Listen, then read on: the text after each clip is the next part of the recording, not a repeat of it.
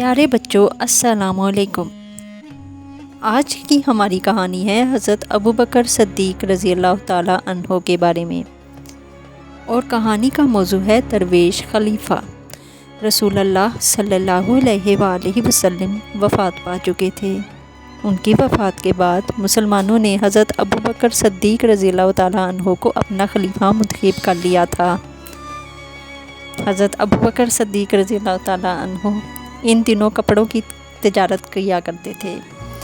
اس سے جو آمدنی ہوتی تھی، اس سے اپنے بچوں کو کھلاتے پلاتے۔ جب آپ رضی اللہ تعالیٰ عنہ کو مسلمانوں نے اپنا خلیفہ چن لیا تو انہوں نے اپنا یہ پیشہ نہ چھوڑا۔ وہ اب بھی کپڑوں کی گٹھڑی اپنے کندھے پر رکھتے اور انہیں بیچنے کے لیے مختلف بستیوں میں نکل جاتے، مگر اس کے باوجود وہ اپنی خلافت کی ذمہ داریوں سے غافل نہیں تھے۔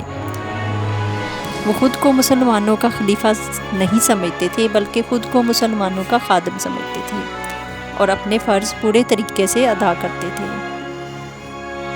ایک روز آپ رضی اللہ تعالیٰ عنہ اپنے کپڑوں کی گٹھڑی لے کر باہر نکلے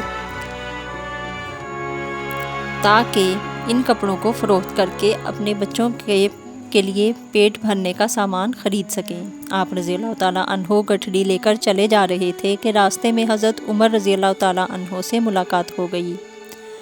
حضرت عمر رضی اللہ تعالیٰ عنہ نے جب ان کے کندھے پر کپڑوں کی گٹھڑی دیکھی تو حیرت سے بولے، اب تو آپ مسلمانوں کے خلیفہ ہیں، اب آپ کو یہ کام نہیں کرنا چاہیے۔ حضرت ابوبکر صدیق رضی اللہ تعالیٰ عنہ نے ان کی طرف دیکھتے ہوئے کہا، کپڑا بیچنا میرا خاندانی پیشہ ہے، میں اسے نہیں چھوڑ سکتا۔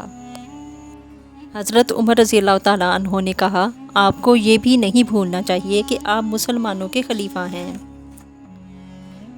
اس لیے یہ کام نہ کریں۔ اگر میں یہ کام نہیں کروں گا تو اپنے بچوں کو کہاں سے کھلاؤں پلاؤں گا۔ حضرت عمر رضی اللہ تعالیٰ عنہ یہ سن کر وہاں سے چلے گئے۔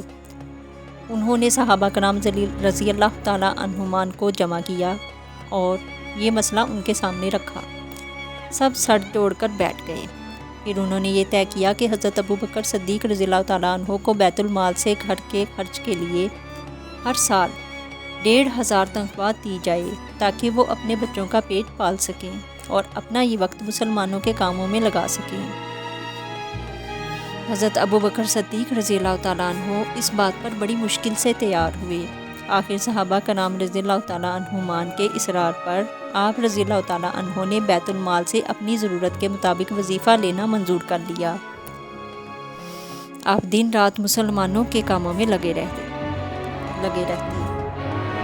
بیت المال سے ملنے والی یہ تنخواہ اس قدر کم تھی کہ مشکل سے گزارا ہوتا۔ ایک مہینہ آپ رضی اللہ تعالیٰ عنہ کے گھر والوں نے گھر کے اخراجات سے کچھ پیسے بچا لیے اور آپ رضی اللہ تعالیٰ عنہ سے پوچھا تو آپ کو یہ بتایا گیا کہ گھر کے اخراجات میں سے ہر ماہ تھوڑے تھوڑے پیسے بچا کر اتنی چھوٹی سی رقم جمع کی گئی ہے۔ یہ سن کر آپ رضی اللہ تعالیٰ عنہ نے گھر والوں سے وہ پیسے لے لیے۔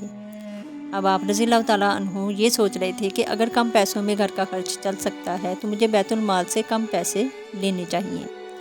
یہ سوچ کر آپ رضی اللہ تعالیٰ عنہ نے وہ پیسے بیت المال میں جمع کرا دیے اور پھر آئندہ بیت المال سے گھر کے لیے خرچ کے لیے کم پیسے لینے شروع کر دیے۔ اس کہانی سے ہمیں یہ سبق ملتا ہے کہ خلیفہ کو لالچ نہیں کرنا چاہیے۔ ہمارے خلیفہ دنیاوی لالچ سے بالکل دور تھے۔